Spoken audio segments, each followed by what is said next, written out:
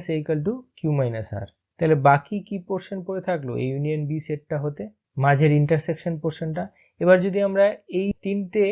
সেটকে মিলিয়ে দেই তাহলেই তো আমি এ ইউনিয়ন বি পেয়ে যাচ্ছি। তাহলে আমরা এখানে লিখতে পারি n of A union B equal to n of A minus B, মানে এই পোর্শনটার এলিমেন্ট সংখ্যা প্লাস এই পোর্শনটার এলিমেন্ট সংখ্যা n of A intersection B plus n of B minus A, মানে এই পোর্শনটার এলিমেন্ট সংখ্যা। এটাকে আবার লিখতে পারি n of A union B equal two